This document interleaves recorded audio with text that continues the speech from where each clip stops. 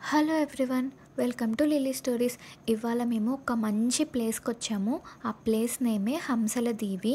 ఇక్కడ రుక్మిణి సత్యభామ సమేత శ్రీ వేణుగోపాల స్వామి వారి టెంపుల్ ఉంటుంది.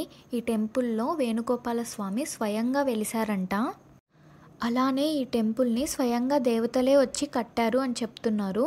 ఈ టెంపుల్ని ఒక్క రాత్రిలోపే దేవతలందరూ వచ్చి కట్టారు. కానీ గోపురం పైన ఒక చిన్న పార్ట్ మాత్రం తెల్లవారిపోవడం వల్ల వాళ్ళు అది కట్టలేదు. చాలా రీసెంట్ టైమ్స్ వరకు ఆ గోపురం అలానే ఉండిందంట. రీసెంట్గానే ఆ గోపురాన్ని కూడా పూర్తి చేశారు. ఈ ప్లేస్నే సాగర సంగమం అని కూడా అంటారు. ఎందుకంటే దీనికి ఒక 5 కిలోమీటర్స్ దూరంలోనే ఒక సముద్రం ఉంటుంది. ఆ సముద్రంలో కృష్ణా నది వచ్చి కలిసిందంట. అందుకే ఈ ప్లేస్ని సాగర సంగమం అని కూడా అంటారు.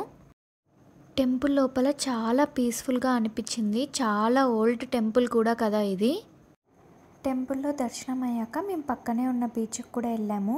దారిలో సాల్ట్ ప్రిపరేషన్ కనిపించింది మాకు. ఫైనలీ మేమైతే బీచ్కి వచ్చాము. యాక్చువల్లీ ఇది హంసల దీవి అనే ప్లేస్ మరి అంత ఎక్కువ సేఫ్ కాదు అని చెప్పారు కొంతమంది. రాగానే మా కారు కూడా ఇసుకలో కొంచెం ఇరుక్కుపోయింది.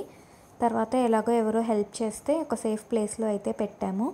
ఈ ప్లేస్ సేఫ్ కాదు అంటే కొంచెం ఈ అలలు సడన్గా ఎక్కువ రావడం అలా అవుతుందంట. అందుకనే ఇది కొంచెం సేఫ్ కాదు అని చెప్పారు. ఈ ప్లేస్ని హంసల దీవి అని ఎందుకంటారు అంటే ఒక కాకి ఈ సముద్రంలో మునిగాక హంసలా మారిందంట. అందుకే ఈ ప్లేస్ని హంసల దీవి అని కూడా అంటారు. అండ్ ఇక్కడికి వచ్చిన వాళ్ళంతా ఈ సముద్రంలో మునిగితే పాపాలన్నీ పోతాయి అని కూడా నమ్ముతారు. కృష్ణా నది సముద్రంలో కలిసే ప్లేస్ కూడా చాలా బాగుంటుంది, చూడాలి అనుకున్నాము. కానీ రోడ్ రూట్ లేదు, ఇలా బీచ్ నుండే వెళ్ళాలి. నడుచుకుంటూ వెళ్దామని కొంచెం దూరం వెళ్ళిన తర్వాత మమ్మల్ని గార్డ్స్ వెనక్కి వచ్చేయాలి అని చెప్పారు. ఇంకా చేసేదేం లేక అలో లేదని చెప్పి వెనక్కి వచ్చేసాము.